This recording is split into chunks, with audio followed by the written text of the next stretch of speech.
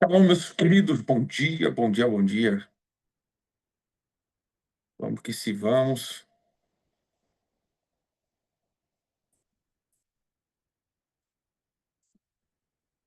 Vamos começar mais um dia aqui. Hoje nós estamos na leitura das Escrituras. Então já vamos aí abrindo a Bíblia em 1 Coríntios, primeira carta aos Corintianos.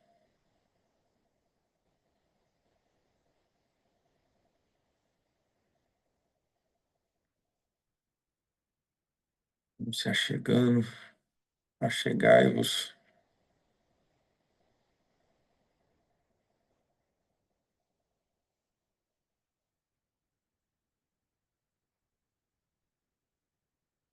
A nossa, a nossa última leitura da Bíblia, a gente, a gente leu, que foi aqui? A gente leu 1 Coríntios 1, 2 e 3. E agora a gente vai entrar aqui, no capítulo 4.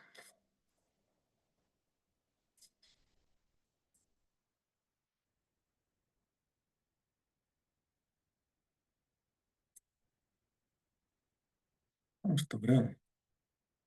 Pai, em nome de Jesus, nós declaramos sobre a vida de cada um dos teus filhos, o espírito de hoje, daquilo que o Senhor tem para cada um deles. Nós ministramos a potência da tua palavra, que cada um dos teus filhos recebam daquilo que é de direito, daquilo que está preparado para hoje. Que não haja setas, que não haja dardos inflamados sobre a vida deles, mas que o Senhor conduza eles, Senhor, em graça e unção. Renova a força, porque as tuas misericórdias se renovam todas as manhãs. Pai, nós continuamos clamando pelo nosso Brasil, pela nossa nação, clamando, Senhor, para que o Senhor intervenha sobre essa nação.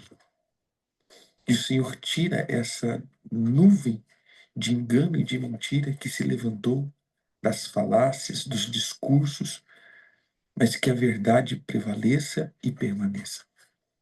Que a nossa nação não seja saqueada. Tira, Senhor, o domínio do homem mau, perverso, injusto, iníquo. E nós, como igreja, Senhor, nós nos arrependemos. Nos arrependemos, Senhor, pela injustiça no nosso meio, pela politicagem, por todas as vezes que nós nos corrompemos, nos tornamos injustos. Porque se a igreja se torna injusta, Senhor, quanto mais o mundo vem a se tornar injusto. Que o Senhor nos livre da apostasia, da injustiça, mas pedimos, Senhor, livra-nos, livra-nos, livra-nos do mal. Livra-nos, Senhor, do mal. Livra-nos do domínio do homem mau. Abre os nossos olhos para que possamos enxergar, Senhor, aquilo que está acontecendo. Levanta-te, Senhor, em nosso favor. É o que nós clamamos hoje em nome de Jesus. Amém e amém. Isso, pega o meu óculos. Está aqui.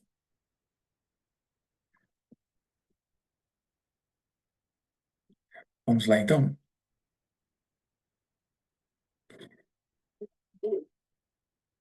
Abriu aí?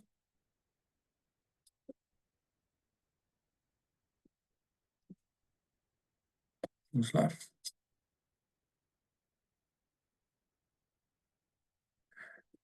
1 Coríntios, capítulo 4. Então, aquilo que nós estávamos comentando, né, até aqui, nós viemos falando, na verdade, até o capítulo 5, o apóstolo Paulo só está falando sobre os ensinos que estavam sendo ministrados e liberados no meio da igreja. Veja só, irmãos, como isso é importante. O que ele estava sempre dizendo e ministrando é exatamente sobre esse ponto, no capítulo 1, capítulo 2, no capítulo 3. E agora no capítulo 4 a gente de novo vai ver um pouco disso. Porque ele estava falando sempre das confusões que estavam ali e das doutrinas que estavam sendo plantadas no meio da igreja. A preocupação sempre do apóstolo Paulo é que a igreja ela estava sendo irrigada com doutrinas erradas, com homens que estavam se levantando no meio da igreja para trazer dissimulação, para trazer contendas. Mas quando a gente fala de contenda, a gente pensa, uma briguinha aqui, uma briguinha ali. Não, eram fundamentos errados que estavam sendo ministrados e liberados em torno da igreja. Palavras, ensinos. Lembra que aquela época o judaísmo estava muito, muito forte entrando na igreja. E uma outra questão era o gnosticismo, a filosofia, ou seja, as mesclas que estavam tendo no meio da igreja. Isso estava fazendo com que ficasse ruim e houvesse uma divisão no meio da igreja. E aí o apóstolo, então, ele estava ministrando um pouco, né, sobre essa questão, sobre essas características no meio da igreja. Então, no capítulo 4 ele mais uma vez, agora, vai chamar a atenção do povo. E olha que interessante, ele diz assim, pois importa que os homens nos considerem como ministros de Cristo e dispenseiro do ministério de Deus. Ora, além disso, o que se quer dos dispenseiros é que cada um deles sejam encontrados fiéis. Todavia, a mim, muito pouco se me dá ser julgado por vós ou por tribunal humano. Nem eu tampouco julgo a mim mesmo, porque de nada me arguiu a consciência, contudo, nem por isso me dou por justificado, pois quem me julga é o Senhor. Portanto, nada julgueis antes do tempo, até que venha o Senhor, o qual não somente trará à luz, a plena luz, as coisas ocultas das trevas, mas também manifestará os desígnios dos corações. E então cada um receberá o seu louvor da parte de Deus. Vamos para a Bíblia Mensagem,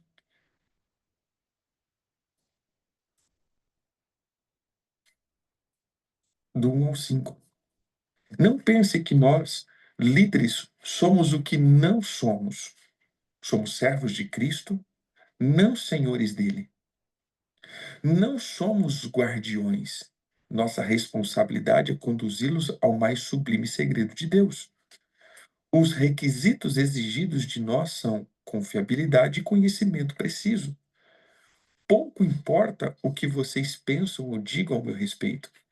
Eu não me avalio. Nesse caso, os rótulos são irrelevantes.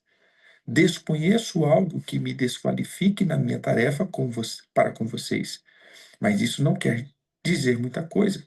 O Senhor é quem faz esse julgamento. Assim, não corram na frente do Senhor, tirando conclusões com base em julgamentos pessoais, antes de analisar tudo. Quando ele vier, trará a público segredos que ninguém imagina, motivações interiores, propósitos e corações. Só então ouviremos o muito bem de Deus. Então veja só, esse primeiro ponto, essa primeira essa primeira parte, né, desse capítulo, o apóstolo então ele começa dizendo o seguinte: veja, é, pare de pensar demasiadamente aquilo que você acha que o outro está achando. Gente, que terrível isso, né? Não, eu acho que ele está pensando mal de mim e pronto. E eu tenho isso como uma certeza absoluta da minha vida, porque eu acho que você acha, que o outro acha, né? E a gente acha. E fica um maior achismo. E é uma das coisas que a gente sempre erra nisso daqui. Porque veja fundamentos ou veja evidências. Mas uma das coisas que o apóstolo Paulo fala, é, ele diz o seguinte: olha o interessante aqui. Ele fala, mesmo que eu não veja algo que qualifique, ou me desqualifique, na verdade, eu não vejo em mim algo que me desqualifique, porém, quem me julga é o Senhor. Vocês que acompanharam a leitura do Batalha Final, lembra que Rick Joyner, ele fala isso, o Senhor diz isso para ele, olha, porque você pediu para que eu te julgasse, eu te trouxe para cá, né, para você ser julgado, que ele entra no lugar do tribunal para ser julgado. Então, uma das questões mais importantes que nós precisamos é isso daqui, é pedir para que o Senhor nos julgue. Senhor, julga, traz à luz, porque muitas vezes eu não vejo o que eu estou fazendo. Então, que o Senhor me julgue nessa causa, que o Senhor me leve a esse lugar de julgamento, para que as minhas obras sejam manifestas. Por quê? Eu vou dizer uma coisa para o líder agora. Todas as vezes que a gente está cuidando de alguém, e muitas vezes a motivação é muito clara do coração da pessoa. É claríssima. Ela pensa que ela está escondendo, mas na verdade é muito explícito para quem está ali cuidando daquela pessoa. Fala, cara, a tua motivação não é correta. A tua motivação é egoísta, a tua motivação é pessoal, a tua motivação é passional, a tua motivação ela está envolvido o teu ego, os teus prazeres. A tua motivação é assim. Mas, é, mais um ponto aqui, ele diz o seguinte: veja, no último dia, o Senhor trará a motivação do coração, as intenções e os pensamentos. Lembra da quarta igreja que Jesus diz: olha, eu sou aquele que tem olhos de fogo e pés de bronze reluzente. E aí ele vai dizendo sobre Jezabel no meio da igreja. E olha, essa mulher, né, que se diz profetiza no meio de vocês, Jezabel, ela ensina os meus filhos a imoralidade sexual e a comerem das coisas sacrificadas aos ídolos. Mas quando eu trouxer o meu juízo, vocês saberão que eu sou aquele que sonda a mente e o coração, ou os rins e o coração. Por que, que o Senhor se apresenta com olhos de fogo? E por que que ele diz isso? Depois que eu expor, depois que eu colocar ela em cama, depois que eu fizer isso, eu vou sondar vocês. Eu vou mostrar que eu sondo vocês. Porque nada daquilo ali estava acontecendo no físico, nada daquilo estava acontecendo na prática. Porque se você olhar para a quarta igreja, é uma igreja fantástica, de conhecimento, de fé, de crescimento, de esperança, de tudo. Mas o coração e a motivação daquele povo já estava contaminado com Jezabel.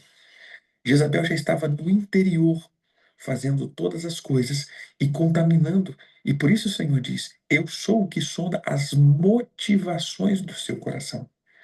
Por isso, uma das coisas que o apóstolo Paulo está dizendo é: veja só, então, não pense que nós somos alguma coisa e não tente ser senhor de Jesus. Só aprenda uma coisa: nós não somos guardiões, nós não somos os portadores, nós somos servos do Senhor que está conduzindo pessoas ao pleno conhecimento da palavra. E no último dia o Senhor mostrará a nossa motivação. Então o apóstolo Paulo aqui, na verdade, ele está trazendo uma palavra para todos os líderes que estavam se levantando na igreja de Corinto, todos os irmãos que estavam disputando a liderança no meio da igreja, que isso daqui é raro, mas acontece sempre, né? Ou seja, sempre vai se levantar um no meio da liderança ou no meio do corpo, que ele tem os achismos, né? Eu acho que isso daqui, eu acho que aquilo ali, e eu acho, e nesse achismo ele vai trazendo a confusão no meio do corpo. Por quê? Porque é a disputa, as motivações que vão se levantando no coração. Verso 6 até o 13. Essas coisas, irmãos, apliquei-as figuramente a mim mesmo e a Apolo, por vossa causa, para que por nosso exemplo aprendais isso. Não ultrapasseis o que está escrito, a fim de que ninguém se soberbeça a favor de um em detrimento e detrimento de outro. Detrimento de outro. Porque por quem é que te faz sobressair? E que tens tu que não tenha tenhas recebido. E se o recebeste, por que te vanglorias? Como se o não tivesse recebido. Já estáis fartos? Já estáis ricos? Chegaste a reinar sem nós? Sim, tomara reinasse, para que também nós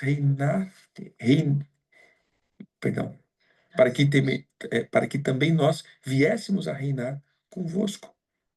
Porque a mim me parece que Deus nos pôs a nós, os apóstolos, em último lugar, como se fosse considerado a morte, perdão, condenado à morte, porque nos tornamos espetáculo ao mundo, tanto a anjos como a homens.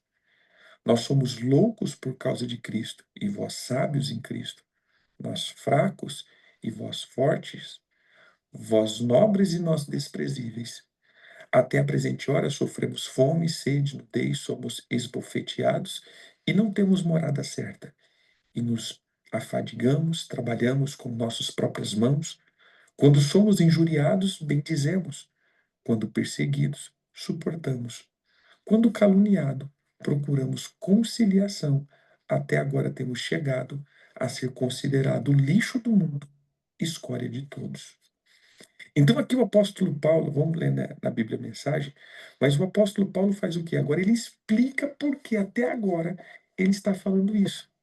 Porque daquela velha disputa que estava acontecendo na igreja. Ah, eu sou de Apolo, eu sou de Pedro, eu sou de, é, de, de Paulo, aí os mais espirituais, eu sou de Jesus Cristo, e aquele negócio, né, todo. E ele estava ali e falou, peraí, gente, ó, tudo, agora eu vou ler na Bíblia mensagem, tudo que faço até agora é mostrar que todos esses assuntos dizem a respeito de Apolo e mim, para que vocês aprendam a se controlar e não se precipitar em julgamentos sem ter conhecimento de todos os fatos. É importante analisar todas as coisas do ponto de vista de Deus. Não me agrada vê-los bajulando um e difamando o outro com base em boatos. Pois quem é que realmente conhece vocês? Que sabe o que tens no coração? E se conhece, descobriria algo que possa se vangloriar? Não são os dons de Deus e tudo que vocês têm e são? Por que estão tantos rótulos e disputas? Vocês já têm tudo de que precisa? Têm mais acesso a Deus do que podem imaginar? Deixando de lado Apolo e a mim, vocês estão no topo do mundo, pelo menos no mundo de Deus, e nós estamos lá com vocês. O que vejo é que nós que temos a mensagem somos colocados por Deus num palco, mas ninguém quer comprar o ingresso. Somos como um acidente na rua para o qual o mundo olha quando passa. Somos os desajustados do Messias. Vocês podem estar seguros, mas nós vivemos em meio à fragilidade e incerteza. Vocês podem ser bem considerados pelos outros, mas nós somos maltratados muitas vezes. Na maior parte do tempo, não temos o suficiente para comer, usamos roupas remendadas, por, portas não são fechadas portas nos são fechadas na cara e aceitamos os piores empregos para ganhar a vida, sempre com muito esforço. Quando nos ofendem, dizemos: Deus abençoe. Quando espalham fofoca sobre nós, reagimos com uma palavra boa.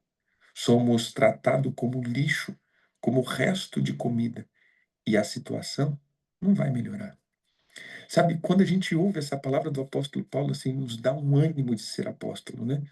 Ele diz o seguinte, meu irmão, veja só, o trabalho apostólico no mundo, na verdade, é fazer para que o povo avance. Ou seja, através de muitas perseguições, o povo prospera. E ele vai dizendo isso: olha, vocês estão enriquecidos e muitas vezes a gente é aflição. Vocês estão assim, muitas vezes a gente é assim. Então, ele vai trazendo esse ponto de vista, né, essa característica de o que é o chamado dos dispenseiros de Cristo. Ele vai dizendo: olha, nós somos considerados como o lixo do mundo, a escória da sociedade, para que vocês cresçam, avancem e sobressaiam, para que vocês rompam, para que vocês avancem, para que vocês tenham conhecimento, sempre vai ter uma ponte né? E essa ponte seria esse fato do ministério apostólico, né? E aí, mais uma vez, ele vai colocando essa posição, porque no meio da igreja tinha essa disputa. Irmãos, isso daqui eu vou dizer uma questão muito clara. Como eu sempre brinco, né? Nessa longa estrada da vida, as minhas maiores confusões, na sua grande maioria, não fui eu que provoquei. Geralmente é alguém que está do nosso lado que nos coloca em aflição. E muitas vezes é por disputas bobas, por competição. A gente vai sendo colocado em cada confusão. Pessoas vão nos odiando por causa das más posições que nos colocam. Sabe aquele negócio que às vezes a pessoa ela quer fazer alguma coisa e usa o nosso nome, ou ela faz, nunca entendeu o que a gente falou. Uma vez eu cheguei no lugar, a pessoa falou: Não, o apóstolo disse isso. Eu falei: Cara, eu nunca disse isso. Mas para validar o que ele estava falando, sempre vai o apóstolo, o pastor fulano. Não, por que você não fala que eu quero fazer, né? Aí joga o nome do outro para poder fazer isso. E isso vai nos tornando, muitas vezes, odiado pelas pessoas. E é isso que o apóstolo Paulo está dizendo: gente, para com isso. Vocês vão falando, elogiando um para queimar o outro, você vai queimando um e elogiando o outro, e na verdade vocês vão criando uma confusão no meio do corpo. Então tinha gente que odiava Paulo por causa dos irmãos que falava de Apolo, tinha gente que odiava Apolo por causa dos irmãos que falavam que eu sou de Paulo, e tinha uns que falavam assim: meu irmão, não sou nem de Paulo nem de Apolo, eu sou de Pedro, né? Aí os outros falavam: não, eu não sou nem de Pedro, nem de Paulo, nem de Apolo, eu sou de Jesus, né? Não sigo o homem. E aí tinha aquele problema, e que muitas vezes, irmãos, as pessoas vão tendo uma má reputação por causa de outros. Eu já cheguei em lugares que eu falo, as pessoas, né, depois de conversar, falam: cara, mas eu não vi você falando isso aqui, que o outro falou que você fazia desse jeito, era isso que você pensava. E, cara, eu odiava a tua linha de pensamento. Eu falei: mas eu não penso assim, eu penso desse jeito. Ah, mas o fulano falava que você pensava desse jeito. Eu falei: fulano, né? Eu não. Então, por isso que o apóstolo Paulo fala: não tome decisões precipitadas. É por isso que ele estava dizendo lá no começo: cuidado, não julgue precipitadamente a nossa mensagem. Primeiro nos conheça. Ah, mas o fulano, beleza? Mesmo, irmãos, veja só, às vezes eu até aqui falo isso: ó, irmãos, ó, isso daqui eu não concordo, isso daqui eu não concordo, eu vejo isso daqui, esse fundamento. Mas vai lá e veja. Eu só estou dizendo: é isso, isso e isso. Mas veja se realmente é isso ou se eu estou vendo isso. Observe, veja os frutos. Então, de fato, a gente está entendendo aqui que se eu somente entro nesse turbilhão de coisas, esse turbilhão de informação, de disputas, isso daqui faz com que muitas vezes a gente tenha decisões e precipitações, decisões erradas, pensamentos errados. Então, o apóstolo Paulo, mais uma vez, está nos colocando aqui, né, essa situação que no meio da igreja é raro, mas acontece sempre. E por último, nesse capítulo, do verso 14 ao 21. Não vos escrevo essas coisas para vos envergonhar, pelo contrário, para vos admoestar como a filhos meus amados. Porque ainda que tivéssemos milhares de preceptores em Cristo, não tereis, contudo, muitos pais. Pois eu, pelo Evangelho, vos gerei em Cristo Jesus.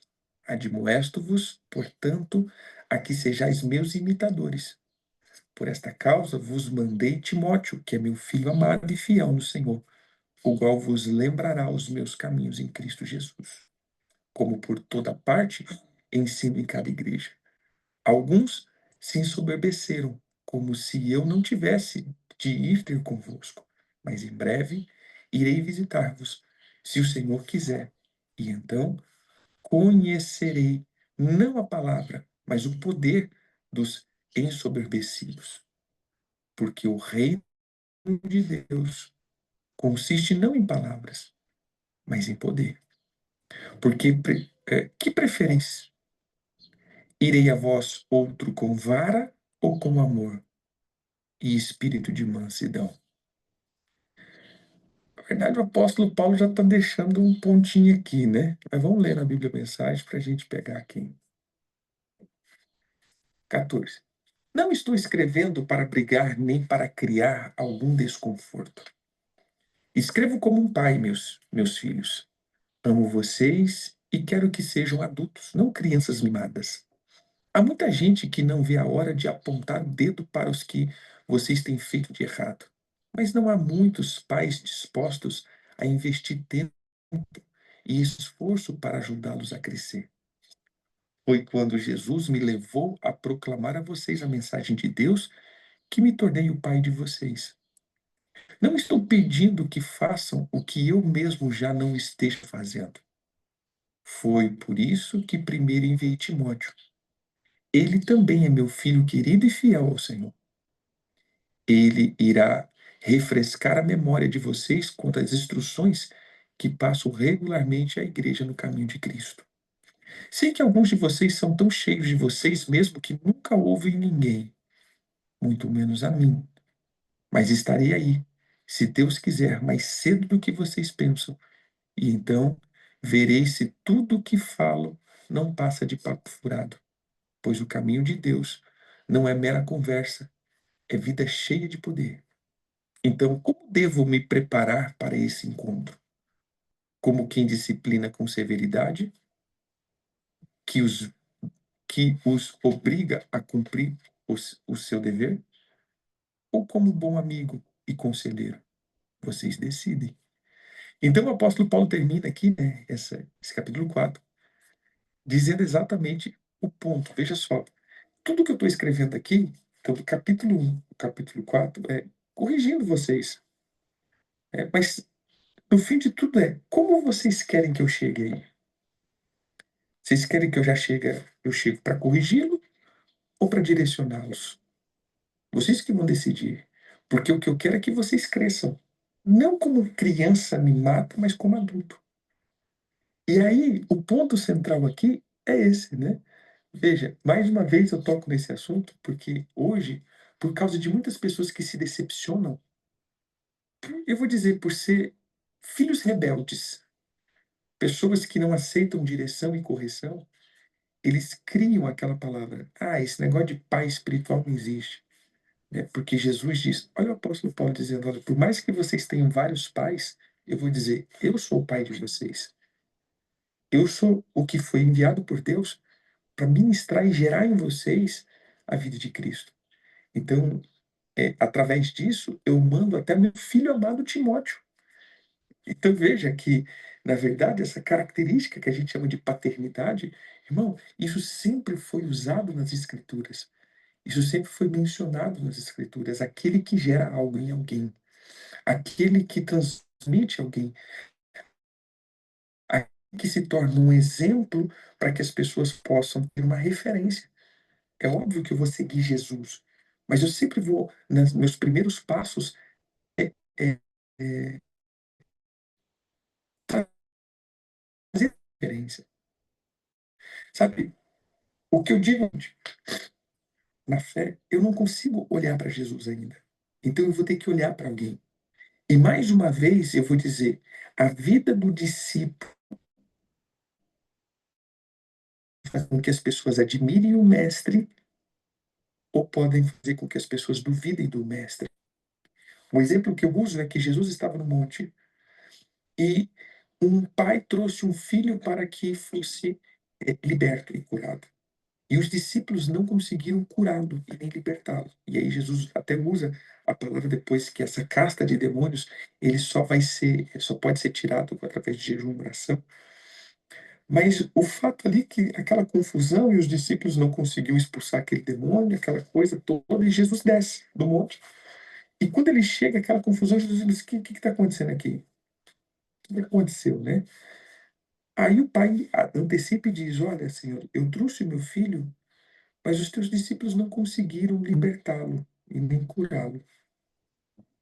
Se o senhor puder fazer alguma coisa por mim, me ajude. Jesus olha e diz assim: mas peraí, se eu puder, veja só, pelo fato dos discípulos não conseguirem manifestar o poder de Deus, aquele pai acabou duvidando do poder de Jesus. Porque, tipo assim, cara, vocês andam com Jesus e vocês não conseguiram, então pode ser que Jesus não possa fazer isso.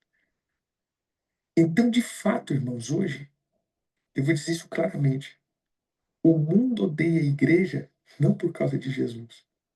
Ou, perdão, o mundo odeia Jesus não por causa de Jesus, mas é por causa da igreja. O mundo odeia Jesus de tal forma, é óbvio que o mundo que eu digo as pessoas, não o sistema mundo, é exatamente por causa do mau exemplo que a igreja tem dado. Eu aqui até vou deixar algo aqui para vocês, tocando nesse assunto, para que você veja o grau que a gente está entrando.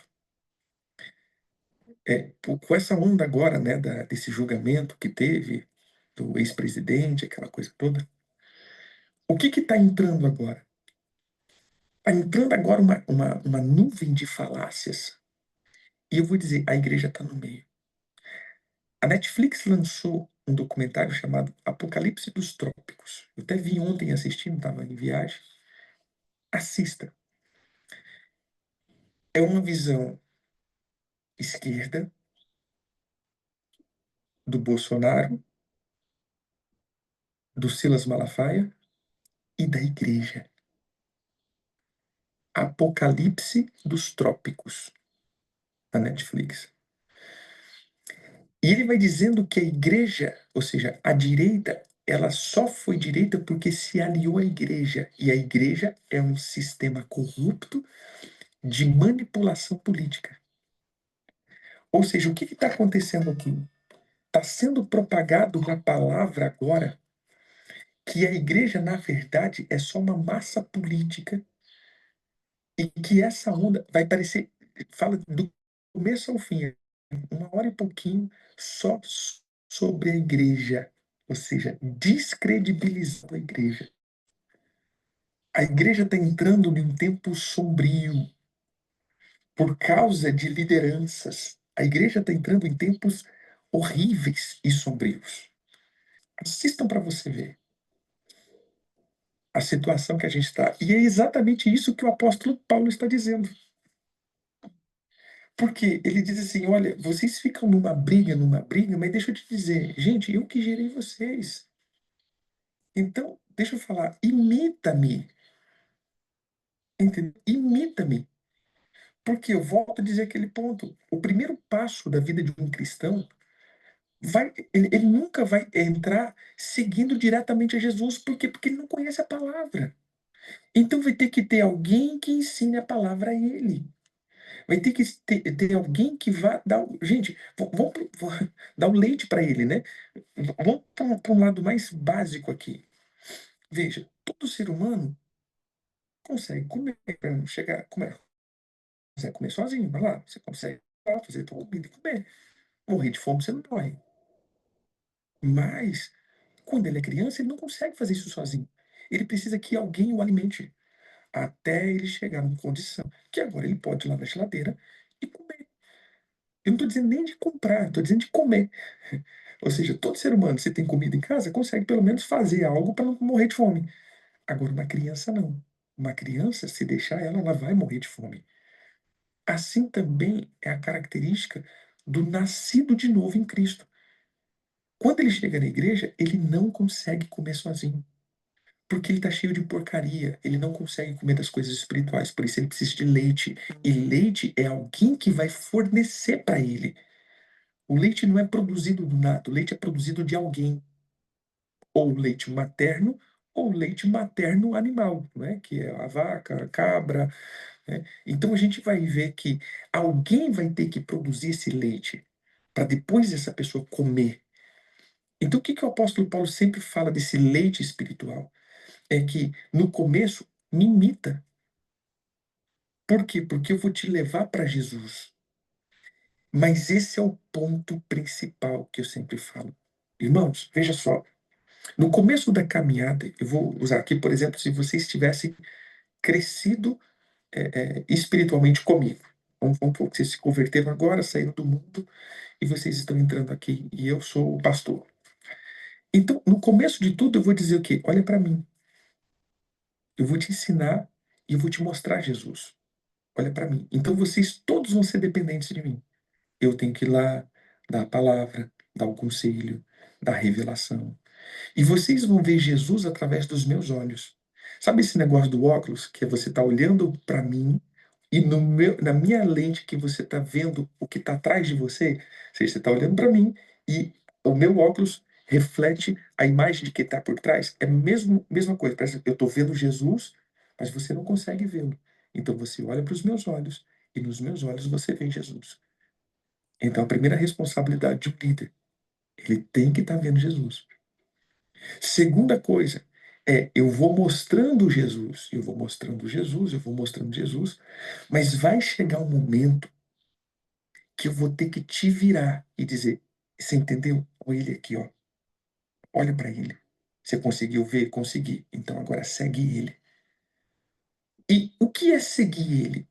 A tua intimidade com ele não pode ser através de mim,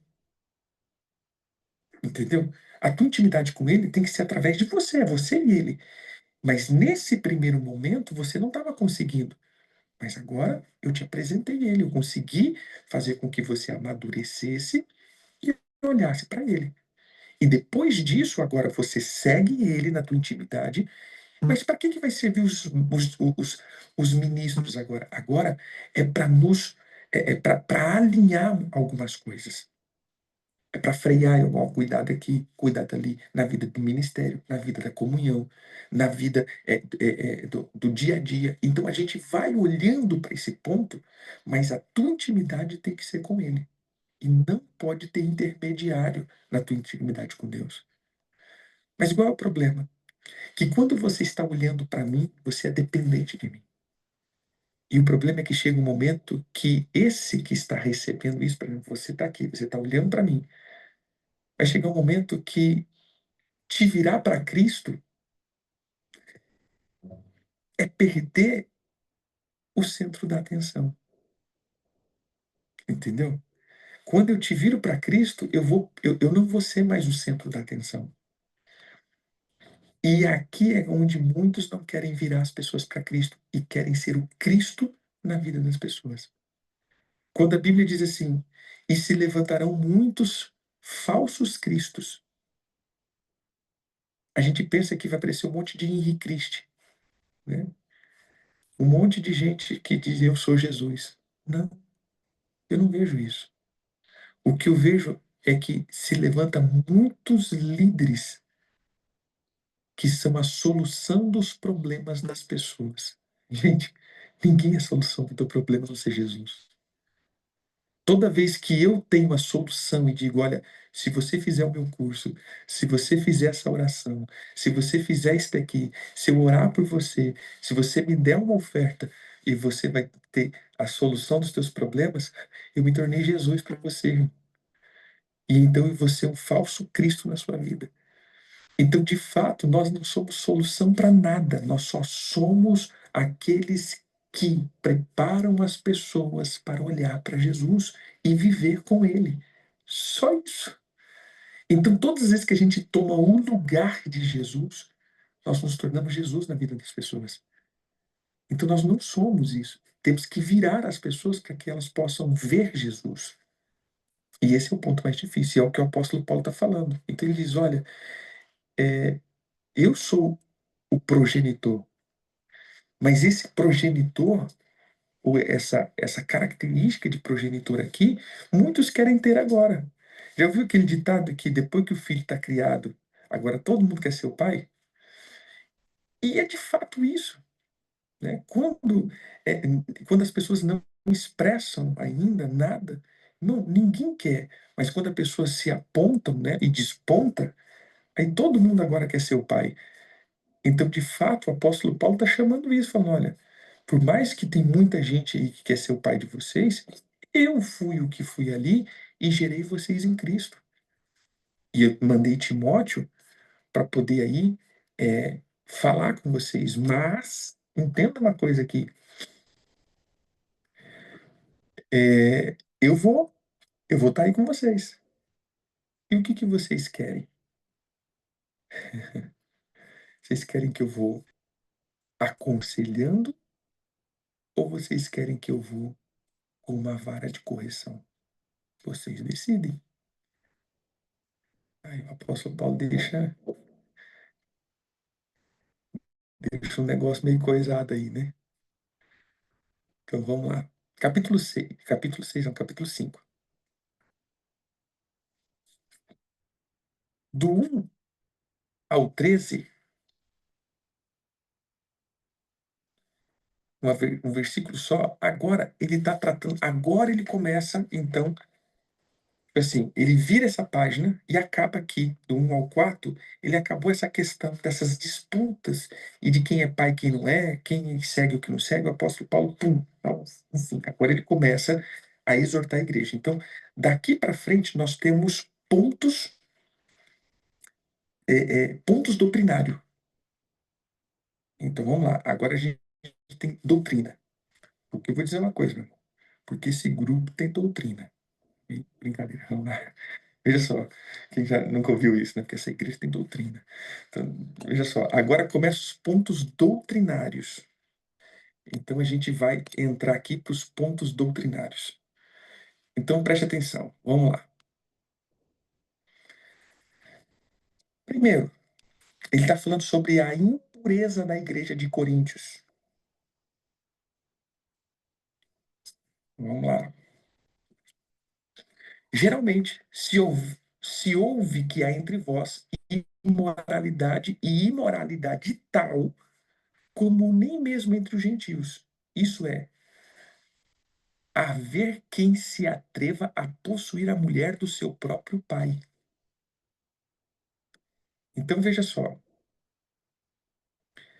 qual é o ponto doutrinário que o apóstolo Paulo está dando aqui? Isso daqui ele está chamando, aí que vem um ponto bem interessante. Olha aqui agora. Veja um ponto, irmãos. O Novo Testamento não se difere do Antigo Testamento, ou seja, o Novo Testamento é a prática do Antigo no dia a dia da igreja. Então, o que que ele está dizendo aqui? Ó, tem alguém que está dormindo com a mulher do pai. Mas no ponto é que, mas apóstolo, a gente não sabe se ele está pegando a mulher do pai enquanto é mulher do pai, se está pegando a mulher do pai depois que deixou a mulher do pai, mas de fato a gente vai ter que entender aqui um ponto das escrituras. Igual que é o ponto das escrituras aqui, Deuteronômios 22:30. Nenhum homem tomará a sua madrasta e não profanará o leito do seu pai. Então, mesmo que seja a ex-mulher do pai, ou mesmo que seja a,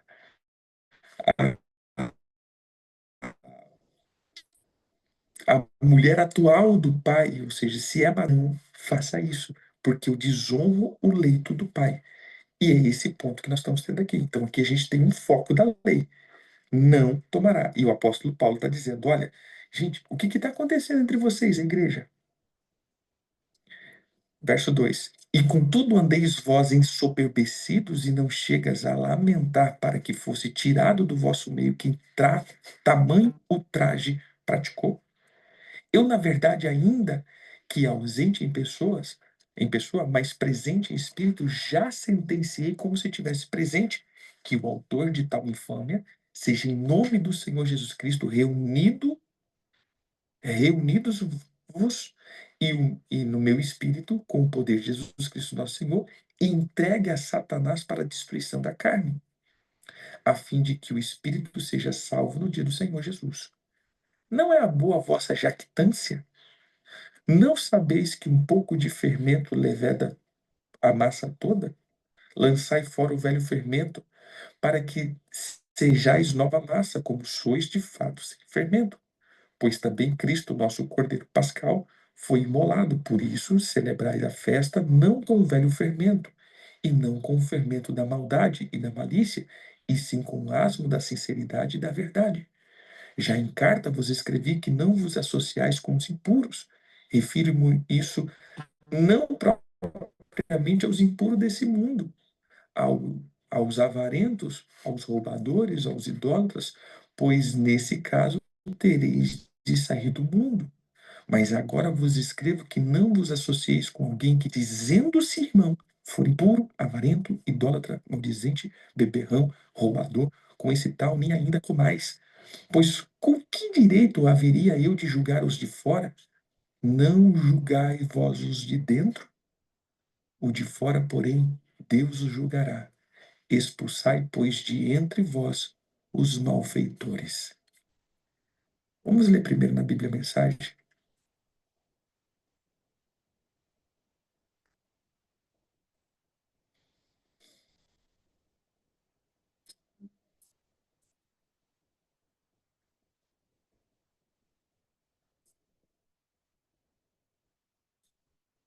Vamos lá. Também fiquei sabendo de um caso escandaloso entre vocês, que não seria tolerado nem fora da igreja. Um dos membros está dormindo com a madrasta, e vocês ainda se sentem tão superiores, tão satisfeitos com vocês mesmos, que isso nem os incomoda. Não achem que deveria estar triste de joelhos, derramando lágrimas? Ninguém pensou que tal conduta precisava ser denunciada e corrigida? Vou dizer o que eu teria feito, ainda que esteja longe e como se eu estivesse aí com vocês. Porque sei perfeitamente o que está acontecendo e digo que está errado. Está no capítulo 5, mas agora a Bíblia Mensagem. Vocês não podem apenas ficar olhando e esperando que tudo se resolva. Reúna a comunidade e estarei presente em espírito com vocês. Tratem da questão e resolvam o problema, na autoridade de Jesus Cristo, nosso Senhor, que estará presente entre vós. Submeta a conduta desse homem perante todos, que ele a defenda, se puder. Mas se não puder, que seja excluído. Ficará à mercê de Satanás. Sem dúvida, será um choque para ele e um embaraço para vocês. Mas é melhor isso do que a condenação. Além do mais, o que importa é estar perdoado diante do Senhor no dia do juízo. A arrogância e a insensibilidade de vocês nessa questão me perturba. Vocês tratam o caso como se nada fosse. O fermento também parece nada, mas leveda rapidamente toda a massa de um pão. Portanto, livra-se desse fermento. Nossa identidade é pura e simples. Não pode conter ingredientes estranhos. O Messias, nosso Cordeiro Pascal, já foi sacrificado na refeição da Páscoa. E nós somos o pão sem fermento, que faz parte da festa. Portanto, participemos dessa festa, não como pão inchado com fermento mau, mas como pão sem fermento, sincero e genuíno. Escrevi a minha carta anterior que vocês não devem se sentir à vontade com quem vive na promiscuidade. Não quis dizer também que vocês não devem ter nenhum tipo de relacionamento com gente fora da comunidade. O mesmo vale para os corruptos de nenhum tipo e para os religiosos impostores. Para não ter contato com esse tipo de gente, vocês teriam que sair do mundo.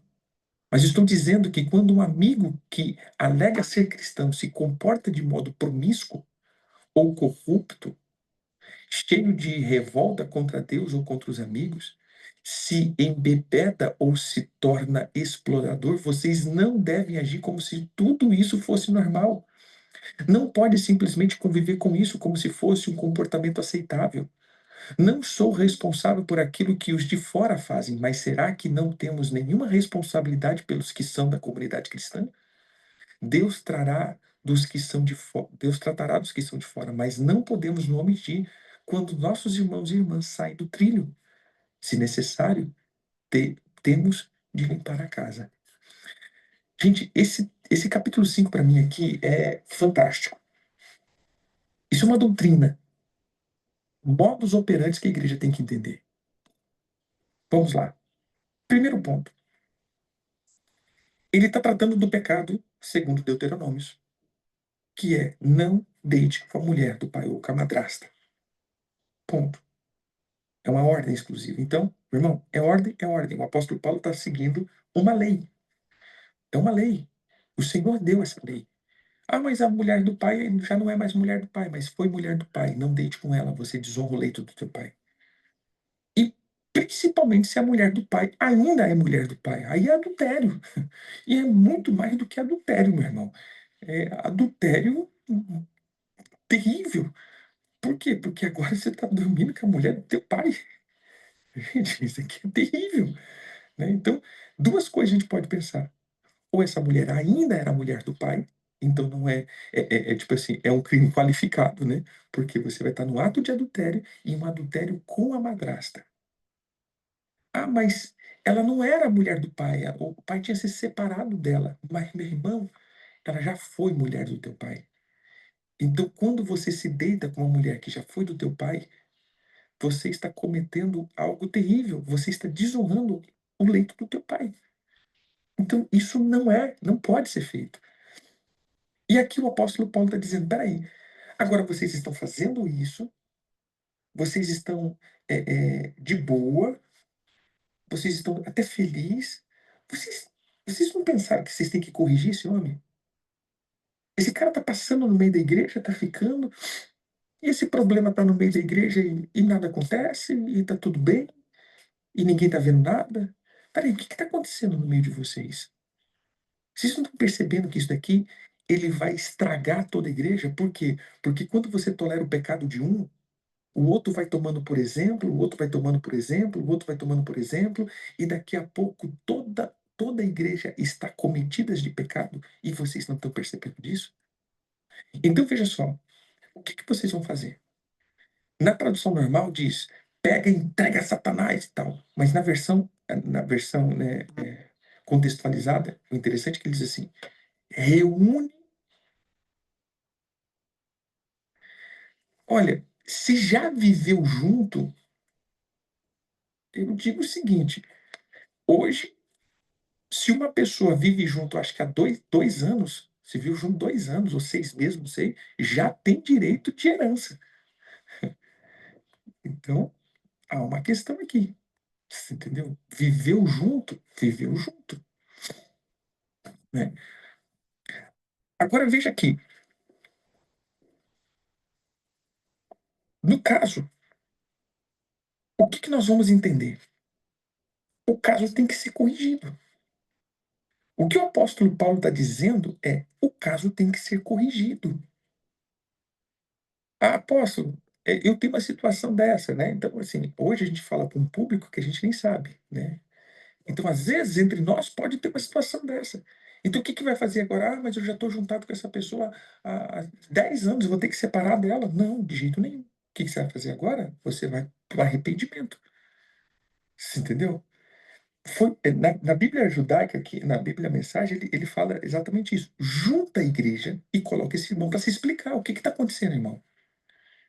Se ele pudesse explicar, se ele puder consertar isso, em que sentido? Se explicar, falar o porquê que está fazendo isso, né? Então a coisa vai ser consertada, mas tem que ser exposta. Ou seja, tem que ser tratado, tem que trazer luz para esse pecado. Chama essa pessoa.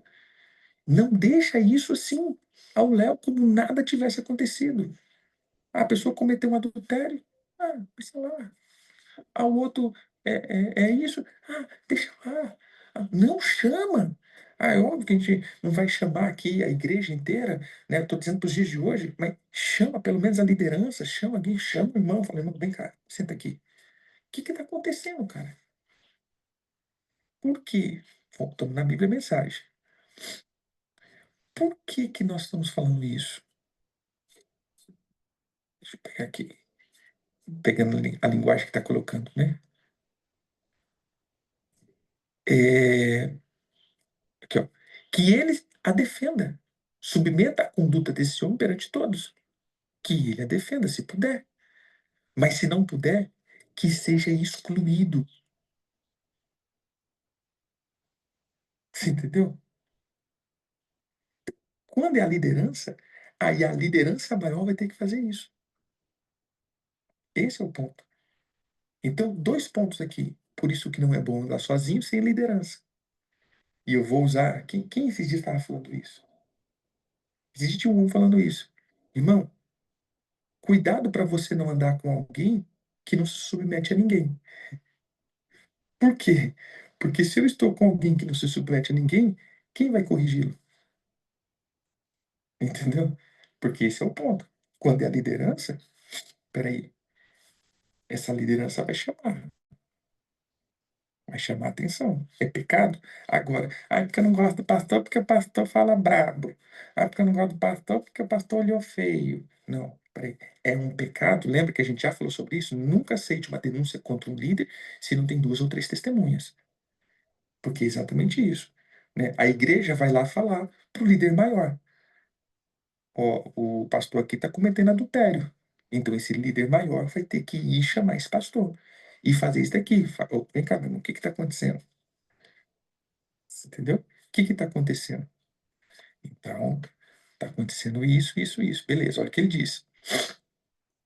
Se esse cara não conseguir explicar se foi só safadeza, tira ele da igreja. Por que tira ele da igreja? Ou dá uma disciplina nessa pessoa. Por quê? Porque as pessoas vendo isso temerão. Ô, rapaz, vou usar o termo, né? Aqui tem doutrina, meu irmão. Entendeu? Ou seja, as pessoas terão temor disso que está acontecendo. Mas, se de fato ninguém corrige, fica, eu posso fazer o que quiser, meu irmão. Ninguém vai fazer nada, não. Dá nada, não. Sabe aquele negócio? Dá nada, não. E aí ele diz: olha, se não puder, exclua, ficando à mercê de Satanás. Sem dúvida será um choque para ele e um embaraço para vocês. Às vezes, né, eu já falei isso várias vezes, irmãos, a pior coisa que tem é quando você chega a alguém e você desliga essa pessoa da igreja. Eu tenho várias experiências disso. Então, quem vos fala já fez isso. E eu não hesito em fazer isso. Mas não é, eu não hesito em fazer isso de eu não gostei de você, estou te tirando da igreja. Não, não é isso. Infelizmente, as pessoas têm uma má compreensão e é óbvio que depois vai ouvir quem foi tirado. E quem foi tirado sempre vai falar: de mim, eu fui tirado, eu fui excluído, eu fui.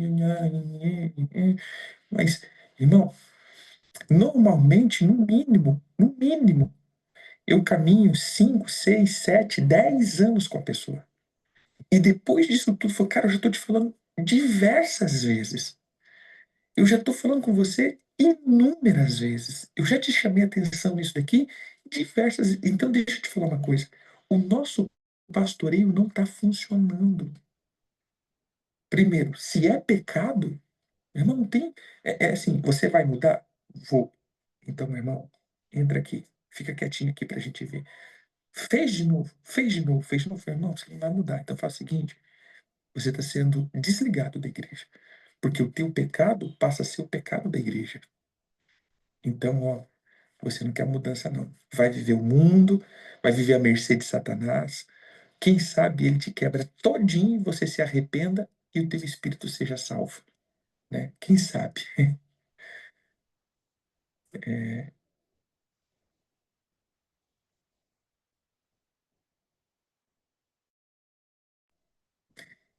difícil essa situação. Porque quando é novo convertido, pode falar de imediato. Agora, quando você já aceita, assim, E hoje, juridicamente, é complicado. Mas veja só, o que nós vamos entender aqui? É, esse fato, é, se você está sendo corrigido, está sendo corrigido, está sendo corrigido, está sendo corrigido, e a pessoa não quer, é o que eu digo, cara, o meu pastoreio na tua vida não funciona. Então, o que você está fazendo aqui? Você está fazendo aqui por causa da igreja? Gente, entenda, se eu estou na igreja por causa da igreja, mas eu já não aceito a liderança do pastor, você já está entregue.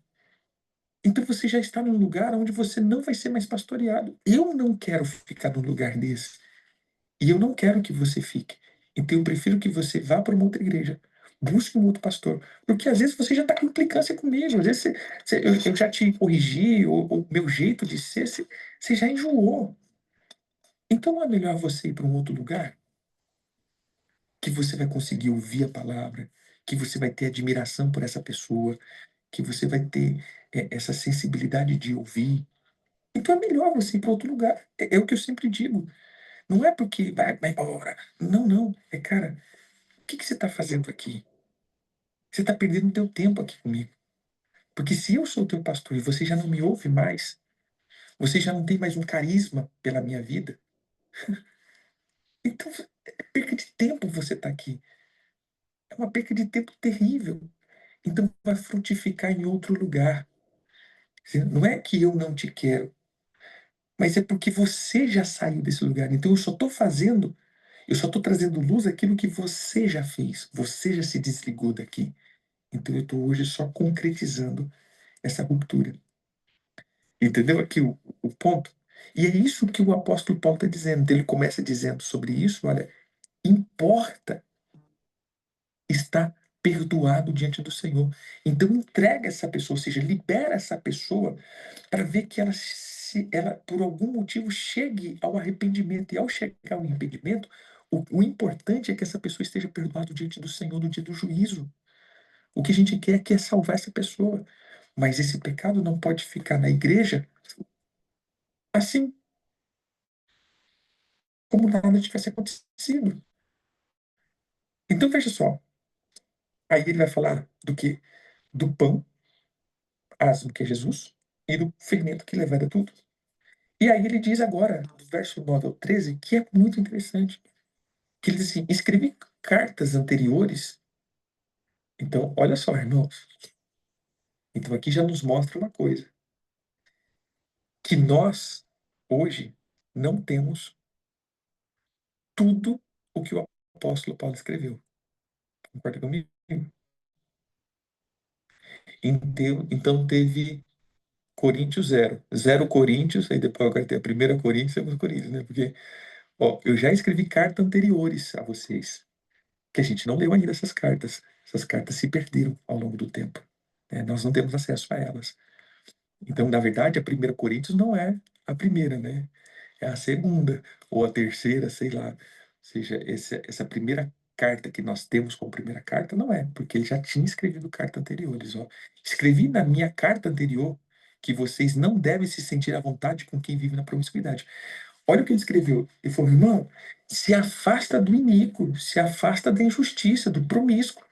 Mas agora o que ele está fazendo? Ele está fazendo assim, ó, eu estou corrigindo essa minha fala, porque eu acho que vocês não entenderam direito. É impossível você não ter à tua volta o iníquo, o imoral, o promíscuo, o mentiroso, o corrupto, o blasfemo. É impossível, porque senão você vai ter que sair do mundo.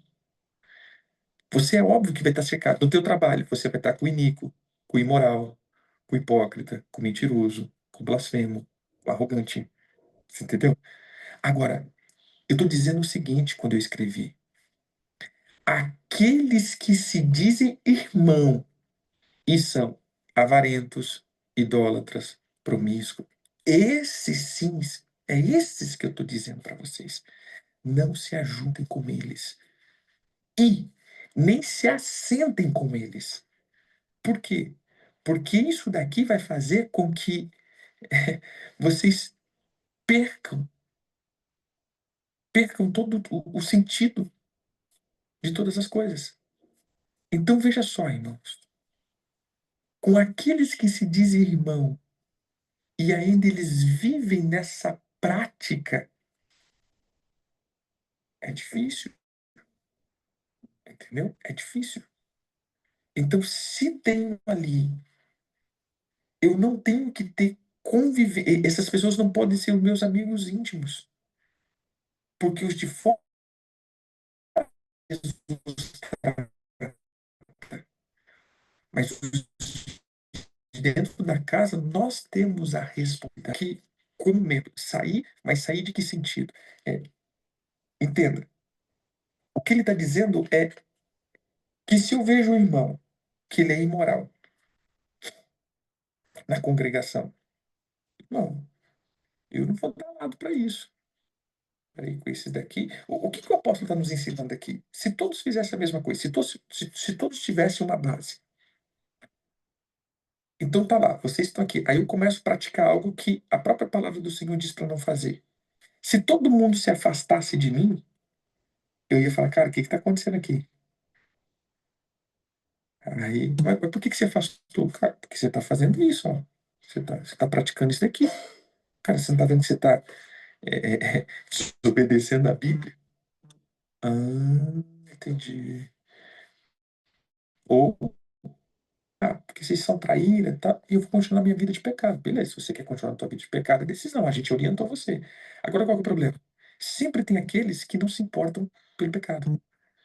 Você entendeu? Não se importa que o outro tem pecado. Então aí é onde vai entrando as facções no meio da igreja. Então, de fato, né? Eu vi irmãos que estão pecando. Eu vou sair da igreja? Não, é óbvio que não, irmão. Mas o que que eu vou fazer aqui? Eu vou não dar lado para isso. E se todo mundo excluísse a pessoa nesse sentido, não excluir de não conversa com você, mas, irmão, eu não vou andar com você, não. Você quer você conserta essa atitude tua aqui, aí depois a gente anda com você. Aí depois eu sento para comer com você, eu vou lá na tua casa. Aí depois sim, mas antes disso, oh, não, você tá doido? Vamos pegar esse caso aqui, você tá pegando a mulher do teu pai, cara. Você tá doido, mano? Entendeu? Você acha que eu vou ser teu amigo? Não, de jeito nenhum. Conserta isso daí, homem. Então, se entender, irmão, se a gente tivesse realmente amigos que nos corrigisse, rapaz, a igreja estaria bênção demais. Qual é o problema? Que a gente é, é conivente, a gente se relaciona por, eu vou dizer assim, a gente se relaciona por afinidade e não pela palavra. Esse é o problema nosso. Eu me relaciono com você porque eu gosto de você. Não importa o que você faça. E aí a gente usa aquilo que Jesus fala, dos dois pesos e duas medidas. Imagine, quem eu gosto faz uma coisa. Ah, mas a gente tem misericórdia. Aí o que eu não gosto faz a mesma coisa. Não, tem que ser punido, tem que ser corrigido. Entendeu? Por quê? Porque é o mesmo pecado. Mas a gente trata de duas formas. Para quem eu gosto e para quem eu não gosto. Se nós trouxéssemos a mesma palavra para quem a gente não gosta e para quem a gente gosta, apesar que a gente não tem que ter quem eu não gosto, mas se quem eu tenho afinidade, quem não tem afinidade, eu tenho o mesmo senso de juízo, isso daqui a gente teria uma igreja equalizada. Mas o problema é que quando você corrige aqui, e agora eu digo como pastor, de repente eu corrijo uma pessoa, tum, aí a pessoa encontra afago na casa de um irmão, na casa de um outro líder. Aí pronto, então eu não preciso mudar. Quem está com problema é o apóstolo aqui. Quem está tá em perseguição comigo, né? Estão me perseguindo. Né? E aí a gente vai tendo as facções no meio da igreja. É,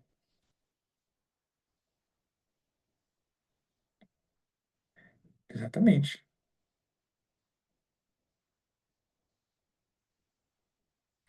É exatamente isso aí. Então veja só, isso daqui é o apóstolo Paulo nos dando doutrina de como liderar a igreja. Amém? Então a gente tem a primeira doutrina aqui, né, do apóstolo Paulo nos dando uma orientação. Então, como irmão, se você está vendo o irmão teu ali, que você tem afinidade, que está pisando no tomate, chama ele. Irmão, faz isso não, cara. Você tá pisando no tomate aqui. A Bíblia diz isso, isso e isso. Ah, tô nem aí. Não, faz isso não. Ah, não tô nem aí. Beleza. Mas se afastando devagarzinho, tipo assim, cara, não vou me afastar de você, mas eu não vou mais ser teu amigo íntimo. Peraí. Ah, não vou ser conivente com isso aqui, não. Porque senão eu também vou ser participante desse problema aqui. Se todos nós fôssemos assim, Esse é o problema. A gente não é. Então a gente vai por interesse. Se é meu amigo, se eu gosto da pessoa, eu consigo, eu trago para perto, e não permito que essa pessoa seja corrigida como deveria. Amém? Terminamos por aqui. Amanhã a gente vai para o 6 e 7 e a gente está entrando. É bem interessante aqui que o apóstolo Paulo está tratando só primeiro, agora, das questões sexuais no meio da igreja, né? Então a gente viu a questão aí da, desse ponto, né? Depois a gente vai, no capítulo 6 agora, nós vamos trazer sobre as brigas e depois acerca da sensualidade e depois acerca do casamento. Então a gente tem aqui, dos 6 e 7, 3 ou 4 doutrinas que a gente precisa aí estar entendendo.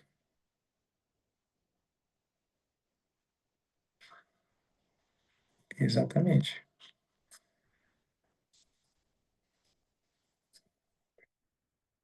Amém?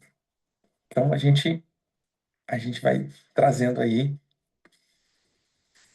são temas bem relevantes e bem pontuais.